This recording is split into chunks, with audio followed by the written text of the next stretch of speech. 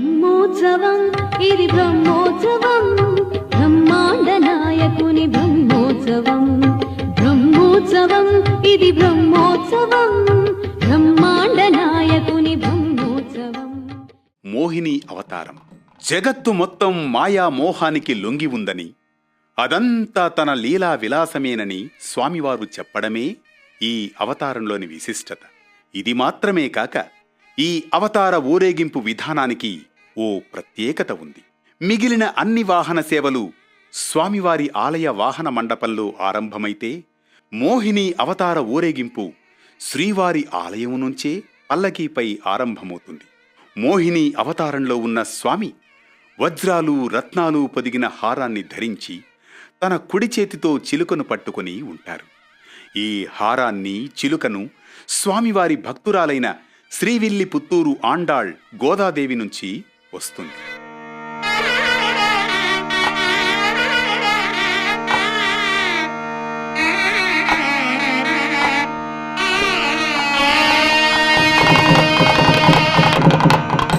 అలా బ్రహ్మోత్సవాలలో 5వ నాటి ఉదయం ఆపద మృక్కులవాడు మోహిని రూపం వహించి శృంగార రసాధిదేవతగా భాసిస్తూ దర్శనమిస్తారు.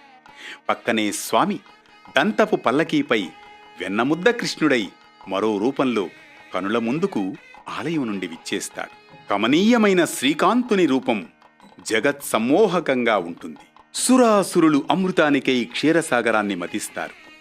అందులో హేయమైన విషంతో పాటు ఉపాధేయమైన అమృతం ఎన్నో మేలి వస్తువులు ఉద్భవిస్తాయి. ఎందరో దేవతలు వాటిని స్వీకరిస్తారు. చివరకు వారు కోరుకున్న అమృతం లభిస్తుంది.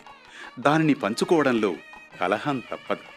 ఆ కలహాన్ని నివారించి అసురులను వంచించి సురలకు అమృతాన్ని పంచడానికై శ్రీహరి మోహిని రూపంతో సాక్షాత్కరిస్తారు. అసురులు సమ్మోహకమైన ఆమె క్రీగంటి చూపులకు పరవశులైపోతారు. తత్ఫలితంగా వారు వంచింపబడడం, దేవతలు అనుగ్రహింపబడడం జరుగుతుంది. మోహిని రూపానికి ఇంతటి ప్రయోజనం చేకూరింది. జగత్తంతా మాయామోహానికి లొంగి ఉన్నది. ఈ జగన్నాటక సూత్రధారి తిరుమల రాయడే.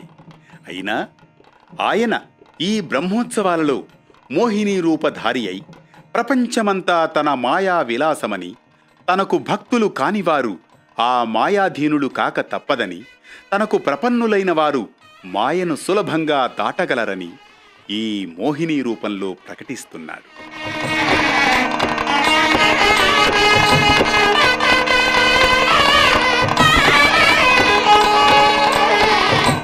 ఇక బ్రహ్మోత్సవాలలో 5వ రోజు సాయంత్రం గరుడ సేవ.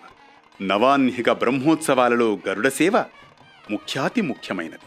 గరుత్మంతుడే నిత్య వాహనం. శ్రీ మహావిష్ణువుకు చందోమయేన గరుడేన సమూహ్యమానః అని శ్రీమద్భాగవతం చెప్పినట్లు, భగవంతుడు గరుడిని అధిష్ఠించే తన పయనాన్ని కొనసాగిస్తాడు. అందువల్ల గరుడోత్సవానికి ఇతర ఉత్సవాల కన్నా ఎక్కువ ప్రాముఖ్యం, ఔచిత్యం. గరుడు వాహనంగానే కాక ధ్వజారోహణం రోజున ధ్వజమండపంపై నిలిచి ముక్కోటి దేవతలను బ్రహ్మోత్సవాలకు ఆహ్వానిస్తారు. ఉత్సవాలు జరుగుతున్నంత కాలం పర్యవేక్షిస్తాడు. 9వ రోజు సాయంత్రం బ్రహ్మోత్సవ సమాప్తి గరుడ ధ్వజావరోహణ అనే ప్రక్రియ సాలకట్ల బ్రహ్మోత్సవాలలో విశిష్టమైనది. అట్లే శ్రీవిల్లిపుత్తూరు దేవస్థానం నుండి వచ్చే తులసిమాలలు, చెన్నపట్టణం నుండి గొడుగులు సంప్రదాయంగా వార్షిక బ్రహ్మోత్సవాలలో గరుడ సేవనాడు స్వామికి సమర్పించబడతాయి. అనేక పురాణాలలో గరుడుని వైభవం ఘనంగా కీర్తింపబడింది.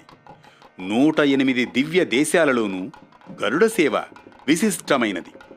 దూరదేశాల నుండే కాక భక్తులు తిరుమల పరిసర ప్రాంతాల నుండి కూడా ఈ గరుడ సేవకు విశేషంగా హాజరవుతారు. గోవింద నామాలు తిరుమలలో మిన్నుముట్టుతాయి. దాసోమిత్రం తాళవృంతం వితానం పీఠం వాసో వాహనం చ ధ్వజశ్చ ఏవం భూత్వానేకథా సర్వదా సహ శ్రీశం శ్రీమాన్ సేవతే వైనతేయః. దాసుడిగా, సఖుడిగా, విసనకర్రగా, చాందినిగా, ఆవాసంగా, వాహనంగా, భజంగా అనేక విధాల సేవలందిస్తున్న నిత్య సూరులలో అగ్రగణ్యుడైన వైనతేయుడు శ్రీనివాసుని మూపుపై వహించి కదిలే తీరు సందర్శనీయం.